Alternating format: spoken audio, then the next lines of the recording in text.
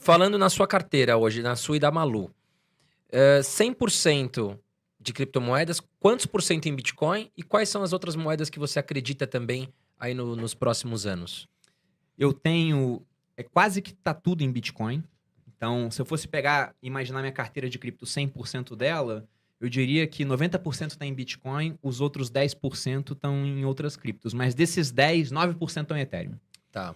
Em Ether, né? Que é a moeda da rede Ethereum. E por quê? Porque eu acho muito interessante o que está acontecendo nessa rede. Eu estava até dando uma olhada nesse bando de lançamento de tokens que a gente está vendo hoje, de né? games e tudo, né? Quase todos Que é acontecendo... na plataforma deles, né? Exatamente, na rede do Ethereum. Então, por conta disso, quando a gente vê até grandes empresas, por que o Facebook tem muito valor? É uma plataforma de mídia que não faz mídia, né? É a gente que faz. Mas é uma plataforma. Por que o Airbnb tem muito valor? É uma plataforma de imóveis, mas os imóveis não são deles. Sim. Uber, maior empresa de transporte do mundo, mas o carro não é do Uber.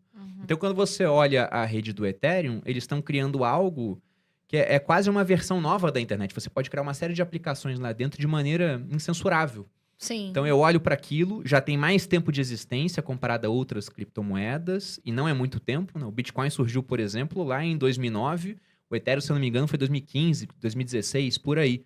Então, é tremendamente novo, só que tem um potencial grande. Só que eu não vejo igual o Bitcoin como uma possível reserva de valor, por mais que hoje tenha mudado, teve uma atualização no Ethereum, né, que ele está virando até, segundo alguns dizem, não constatei, mas até deflacionário, pode vir a acontecer isso ao longo do tempo. Então, eu vejo bastante valor no Ethereum. E o resto, eu queria ter um ETF que eu pudesse comprar uma cota dele e estar exposto a 1000 criptomoedas. Não temos. O que a gente tem de mais... não, ainda não. Se vão criar, né? O que a gente tem de mais próximo disso aqui hoje no Brasil é aquele Hash 11, né? Sim. Que o pessoal da Hashdex criou.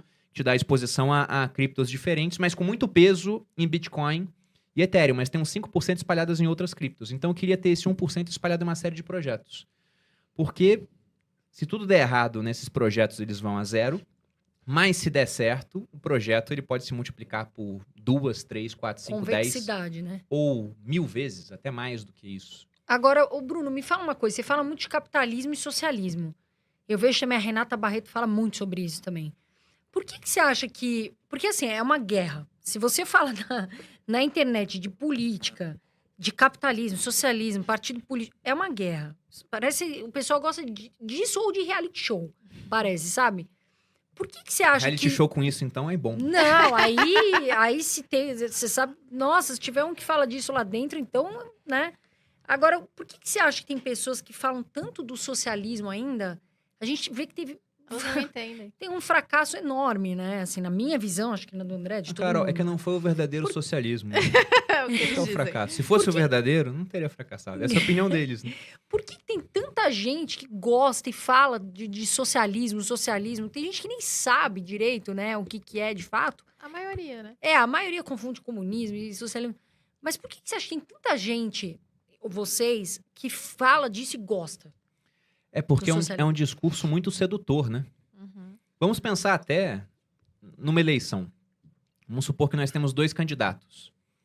Um deles fala, olha, se eleito, eu vou reduzir o gasto público. Então, você não vai ter mais saúde pública, educação pública também vai ser muito menos do que existe hoje, mas eu também vou reduzir o teu imposto. Esse é um candidato.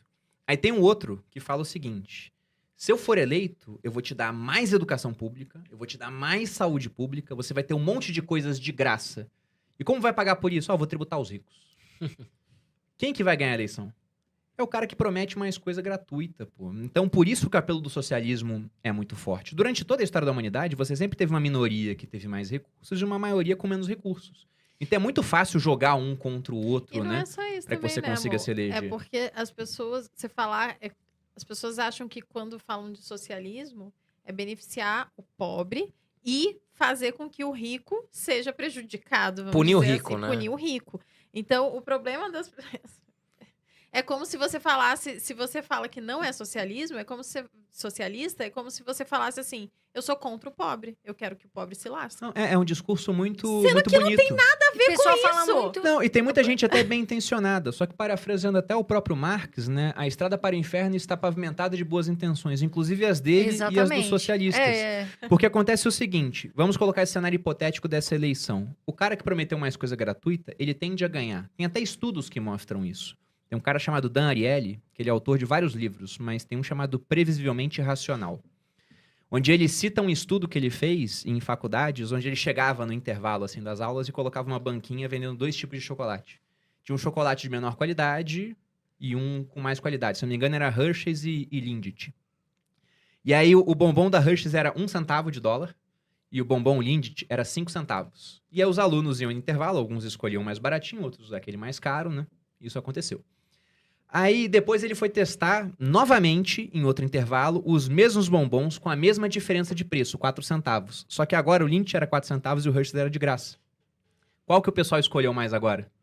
Então antes tinha uma relação equilibrada, no momento que ele botou alguma coisa de graça, todo mundo foi no de graça. Então o cara que promete mais coisas tende a ganhar. Só que na hora de executar o que ele prometeu, muitos não executam, mas vamos supor que ele queira de fato dar mais saúde pública e mais educação pública. O que acontece? Vai ter que tributar mais as pessoas. Aí ele mira no rico. Só que não dá pra tributar só o rico, porque é pouca gente que é rica. E além do que, até citando a Renata, que ela fala muito essa O frase. rico pode ser tudo menos burro. Exatamente. O rico é tudo menos burro. Então, na hora que você tenta tributar esse cara, ele se Ela protege, ele tira dinheiro do país. Eventualmente, ele pode até ir embora. Como aconteceu na Argentina. Criaram um imposto extraordinário sobre grandes fortunas e O cara arrecadaram vai embora. uns 70% do que eles queriam arrecadar de fato. E E no vão próximo ano tudo não vão pro arrecadar país. nada. Então o que acontece? Uma hora o político vê isso e fala, nossa, tentamos tributar os mais ricos, não deu certo. Então vamos tributar agora os menos ricos. Aí começa a sobrar em cima da classe média. E daqui a pouco o imposto que foi criado pro rico tá pegando até o pobre. Que é a história do imposto de renda. Ele foi criado para pegar só ricos, cobrando 10% na época das guerras napoleônicas, pelos ingleses. Era temporário. Aí o imposto que era temporário virou permanente, começou a pegar não só rico como classe média, e aqui no Brasil já pega até o pobre. Porque se o cara ganha hoje um pouco menos de 2 salários mínimos, ele já tá pagando 7,5% de imposto de renda. E às vezes o cara ganha isso para sustentar 6 pessoas. O pessoal usa muito aquela frase, né? Até queria te falar também essa pergunta, eu vi a Renata outro dia comentando disso também. Ah, porque o capitalismo, alguém sai ganhando e o outro tem que sair perdendo. Isso não é verdade, né, gente? Porque se a gente hoje, se não fosse as grandes empresas, não teria um trabalho, não teria, né? Que nem isso que aconteceu na B3. Pô, mas aqui eles estão roubando nosso dinheiro. Não, peraí, aquelas empresas estão dando porque muitos As empregos. pessoas Não, acham no que protesto, né? a economia é fechada, né? Que o dinheiro ele gira ali. Eles não entendem que há criação de riqueza, há criação de dinheiro. Veja, eu criei 2 empresas esse ano. Eu não peguei de ninguém o dinheiro, né? Eu fui lá e criei aquilo, e aquilo é uma coisa nova. Inclusive, gerei um monte de emprego, de Exato. roupa. O pessoal tá fazendo, produzindo, tem a costureira, tem o pessoal que faz o logo, tem, enfim, um monte de coisa. Vamos Ou dar um seja, eu exemplo. produzi, eu agreguei, peguei um troço, botei uma marca, agreguei valor àquilo e alguém me pagou. Então, eu gerei riqueza. E alguém te pagou voluntariamente, né? Voluntariamente. Mas dando um exemplo para que as pessoas entendam melhor. Porque elas pensam que simplesmente nas Nossa, trocas você tem dinheiro. alguém tá saindo perdendo. Eu tô com esse objeto arqueológico aqui, uma nota de Porque eu dinheiro nunca vejo real. dinheiro. Mas vamos supor, ó, que eu quero fazer negócio com a Carol. Eu vou fazer negócio com ela porque eu quero. Ela não tá me ameaçando com uma arma embaixo da mesa. Eu não sei, né? Não tô vendo, pelo menos. Mas eu olho assim esse anel da Carol e falo, ó, eu quero esse anel aqui, R$50. E eu só vou fazer essa troca pelo seguinte, porque eu entendo que esse anel vale mais do que os R$50. E ela só vai me vender porque ela entende que os R$50 valem mais do que o anel. Então, voluntariamente, 2 pessoas livres fazem essa troca. Eu dou 50 pra Carol, ela me dá o anel. É um Peguei brinco, aqui. mas tudo bem. Aí a Carol olha pro André Pode e dar fala, pra mim, nossa... Bruno, eu tô por favor. aceitando. Ai, bicho Ela querido. olha assim e fala, aquele copo lá é muito bonito. Você não quer me vender? E a mesma coisa acontece. Uma Água é troca mais valioso. livre e voluntária entre 2 pessoas. Então ela dá os 50 pro André, o André passa o copo pra ela. Aí o André olha pra Malu aqui e fala, caramba, esse teu iPhone aqui... Aí é um negoção, né? Não, mas daí o vibrador. O vibrador? Tá Que bom. também é mais barato, vale mais que isso.